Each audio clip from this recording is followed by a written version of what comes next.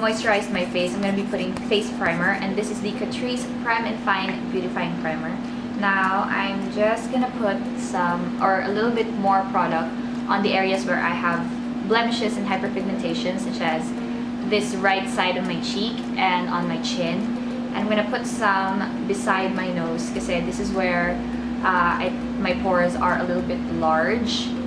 And I'm gonna put some on my inverted T-zone except dun sa ilong ko, because if you watch a lot of life hacks or beauty hacks pala, you're gonna discover that it's actually advisable not to put any face primers on your nose para hindi mag-move around yung foundation and para hindi ma-emphasize yung pores nyo. I'm gonna link where I found that, or I'm gonna link several videos na napanood ko yun so you guys can see.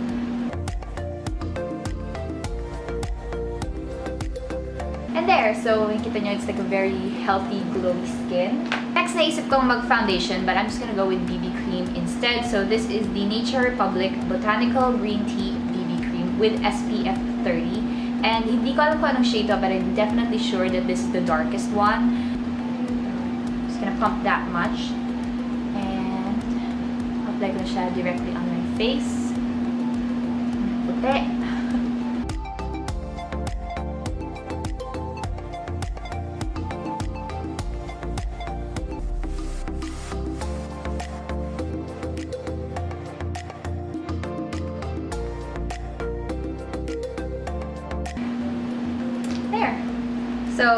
So ganun karami lang yung nilalagay ko because I don't really like a thick coverage. Kahit yung heavy makeup or night look or something, ayoko lang talaga na heavy dun sa like base makeup talaga. But I do go heavy on concealer. So okay, so what I like to do as an extra like beauty tip para mag-sink in talaga yung base makeup is parang yung warmth ng hands mo, pa-place mo lang siya over your face and parang press mo lang yung product in. Yung warmth ng hands mo will allow the product to sink in better to your skin, adding more of that natural look. Next up, for my all over the face concealer, I'm going to be using the Maybelline Instant Anti-Age Concealer or Age Rewind Concealer in the shade ba to? I think this is beige. I'm not really sure. I think it's beige. I don't know. Very close siya sa shade na medium. I'm just going to twist it like 4 times. Gamit ako ng mirror, hindi ko kaya. So, just a little more. Okay, feeling ko itong concealer na to is so handy for people who are on the go. Like, walang time na gamitin yung both their hands to apply their concealer. So, I really like this one. So, as you can see, naglalagay ako ng extra coverage dun sa problematic areas ko.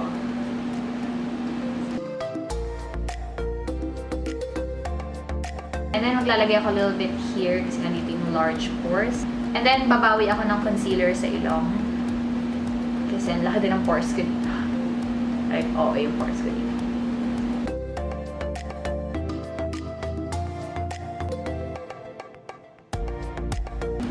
Hindi ko alam na makontento. Nakakainis. Okay, so hindi ko tinatago yung veins ko sa cheeks kasi wala lang. Gusto ko siya.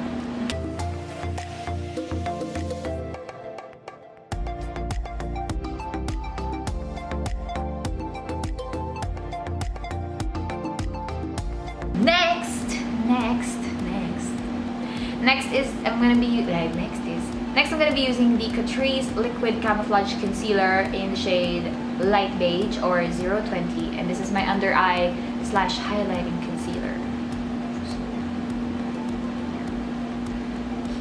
And I do a dotting motion. It's not like a lot of tutorial nagsasabi mo ka ng dotting motion kasi mali yan, but wala lang. Hindi ko kasi maaksaya kapag yung ganun. Pero ganun din naman. I don't care. So, ang ginagawa ko, since I'm trying to make tutorial nga pala, hindi lang ito beauty look. May fine, ganito na yung wing effect natin. Try to create yung parang inverted triangle effect, like yung Illuminati effect, para ma-boost din yung cheek. Kasi di ba pag ganun yung cheekbones nyo? So, pag ganun yung ginawa nyo, tapos na-highlight yung cheekbones nyo, edi, angat yung cheekbones natin, mga friends. Hindi siya mga triangle, mga siyang square, but I don't care. So, ganyan, kaya kami ako mag-concealer under my eye. Nilalagyan ko lang ng konti yung sa may kilay para mag-highlight. And I think naubusan na ako ng concealer. Wala na lumalabas. Ay, lang akong pambili! Okay. And then a little bit sa ilong para ma-highlight. Tumamos ng konti. Chin area, Cupid's bow. Gusto ko pa talaga konti. Konti na lang. Yan. And normally, minsan maglalagay ako here parang as a highlighter because I don't have a baking powder, but I'm not gonna do that. Next, I'm gonna be using this brush. Di kasi siya orange. Joke lang. Nalili ko siya sa Trinoma. Tapos, alam ko exquisite yung brand. Pero alam ko hindi siya legit. So, or bahala na. Hindi naman sa Trinoma. Sa Landmark. Oh, ganda. Okay, so, syempre, lagi ko inuuna is yung under eye. And, ayan, ano lang. Patting / gliding motion. Ayan. So, tinatry ko syempre na hindi din mawala yung inverted triangle. So, ganun din ako blend. And then, like, a flawless application is like this. You dab, and then, konting glide a little bit, and then back to dabbing. I find that works best.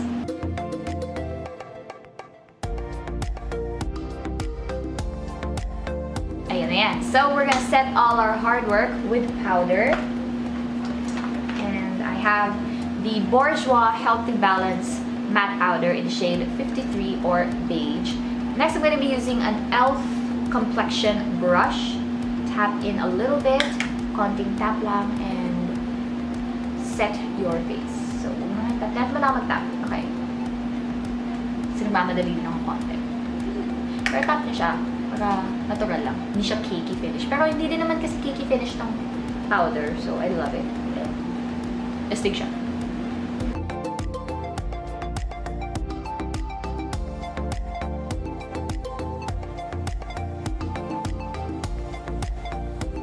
And I just wanna take yung tackiness away. Yun talaga. Sobrang washed out ng face ko. So, we're gonna contour para mag-warm up yung skin. For contour powder, I'm gonna be using the Catrice Prime and Fine Professional Contouring Palette in the shade number 10 or Ashy Radiance. So, we're just gonna tap in a little bit. So, naglalagay ako ng circular motion. Start ako from the edge and then work my way to shadows.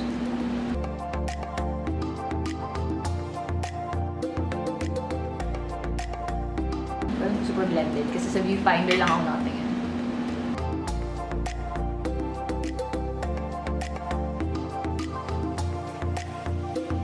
And then, naglalagay ako ng konting extra sa chin para mataas yung konting double chin. Pero wala lang, tap ko lang gawin.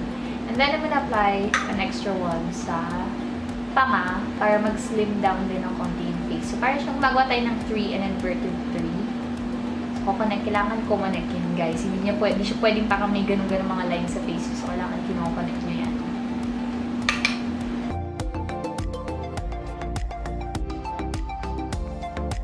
Hindi ko alam kung may nagbago ba or mawari meron. And then, since I have, parang may airport ako dito, hindi ko naman iakala yun. Dalawang noo na nagsama sa isang mukha. So,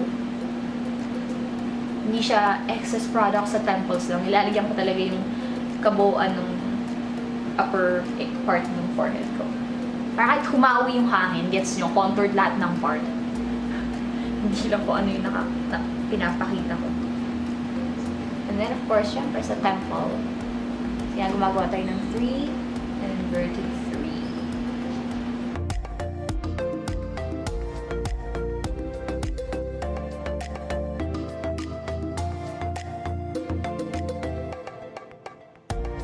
Kilay na tayo. So, after that, yung pag-brush ng face ko, we're gonna go with eyebrows. And hindi ko siya tinatanggal sa box kasi sobrang nipis niya.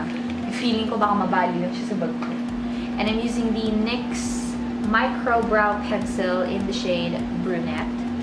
So, ang nipis pala nito, parang ayop yan. Sorry. Kasi feeling pag sobrang din, sayang lang 650. And then, a good tip is always mag-brush up ka muna ng brow hairs. What I like to do is parang i-shape ko muna siya. So, Sundan ko muna yung natural flow ng brow hairs. And then, join din natin sa taas.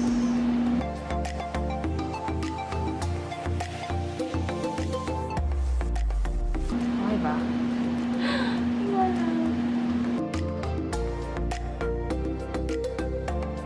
And then, magsistart tayong shape.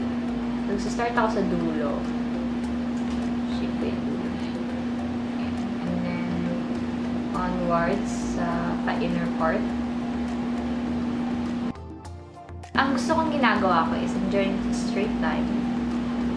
And then yan. So, dyan na magsistop yung pag-side. Yung pag-line ko on the side. Kasi parang, oops, dito na lang ganun.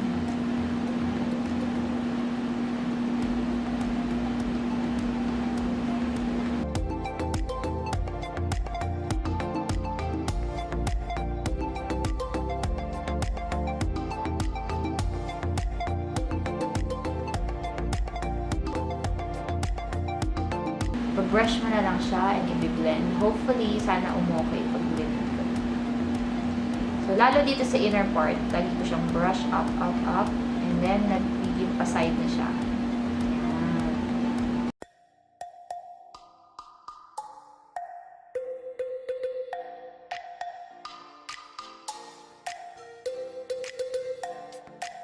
Next is para mag-stay put lang yung eyebrows ko for kung ano man ang hanash ko for the day. I'm gonna be using the Maybelline Fashion Brow in the shade Dark Brown.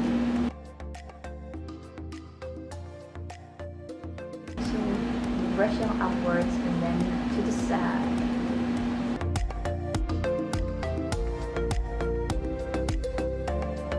Ta-da! Hindi ko alam kung okay yan or hindi, pero wala na akong pa. Next, we'll be doing eyeshadow, which is my favorite part of any makeup tutorial.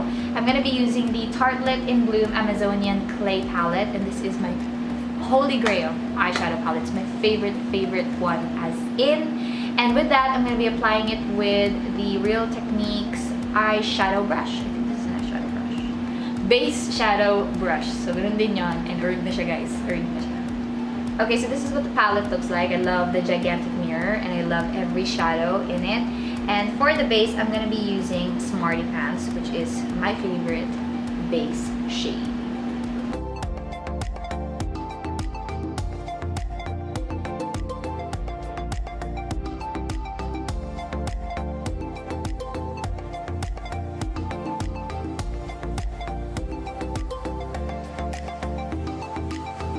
Nakaka-awkward ko pala gumagano-gano ako.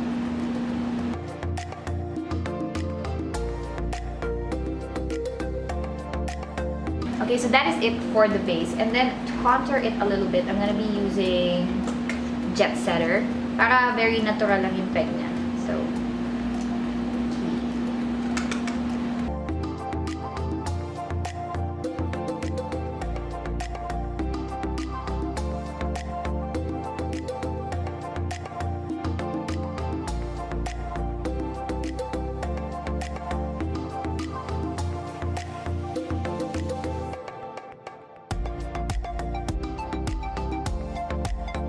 then, ganito lang kasimple actually yung gagawin kong eye look kasi gusto ko yung focus nasa lips.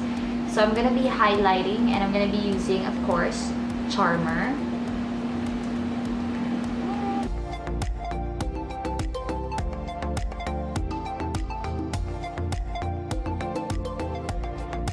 And then, para sa inner corner, kasi gusto ko parang ma-highlight siya, gagamitan ko siya ng Funny Girl, which is my favorite shade.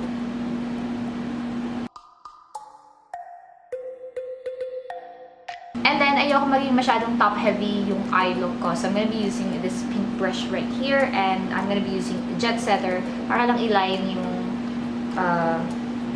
lower lash line.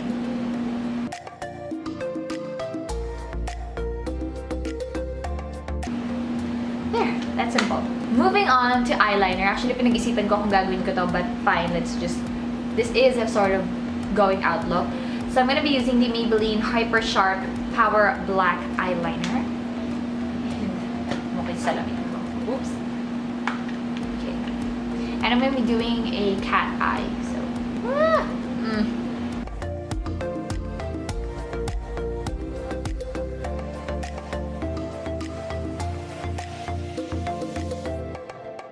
gosh, guys, nagkamali ako! Na marunong mag-eyeliner.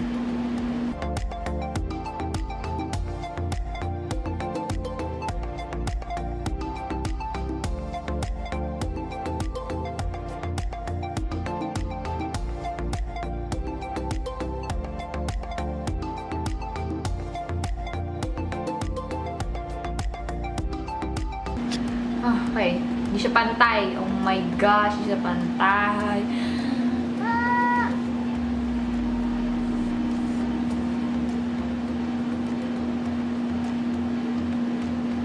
So, yan. Okay na yan, guys. Patawarin nyo na. Okay, so, ayan. So, I did a little bit of a cat eye na hindi pantay. But, yun na yun. So again, you have your own way of how you comfortably draw your eyebrows, diba? Where it works best for you. Congrats! Support kita dyan. Hindi ako mag-eyeliner. And, hirap pagpaspado. Next up for mascara, and ayoko namang maging OA din yung mata ko with the lashes and all. So I'm gonna be using this one. This is the Falsies Push-Up Drama Mascara by Maybelline.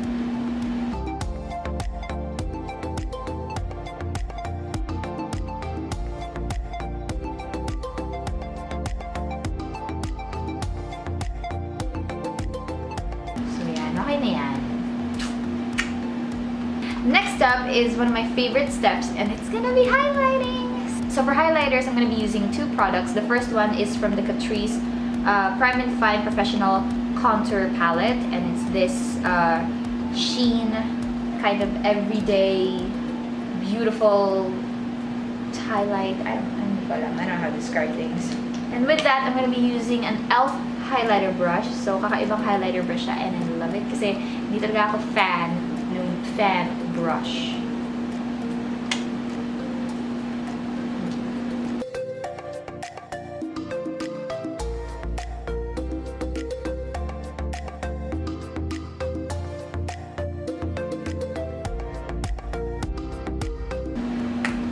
And so, I'm gonna bridge my nose, chin, and Cupid's bow. So you can definitely see the glow, and it's such a beautiful, subtle glow. Pero i-intensify natin yan konti. With that, I'm going to be using the Essence Pure Nude Highlighter in number 10, or Be My Highlight. And it's a beautiful, beautiful champagne toned highlighter. And if I hold it like this, magmumukha siya ng Becca, like champagne pop. Becca highlighter in champagne pop. But no.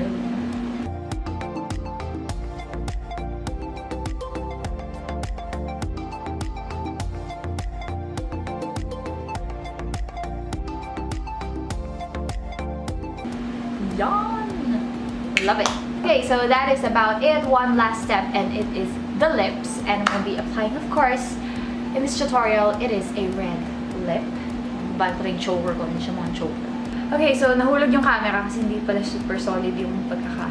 Hindi naman siya nahulog, mababa lang yung sa tripod, pero basta hindi nabagsak. For lips, I'm going to be using this NYX lipstick. And nakalimutan ko kung anong line of lipstick siya, but it's their, yung may ganitong packaging, and I think that it's their most affordable lip products. And ito actually yung, I really love this lipstick. I actually call this my Taylor Swift lipstick. It's this beautiful, beautiful, like, bloodshot red, and it's in the shade Chaos. So it reminds me of Bad Blood so much.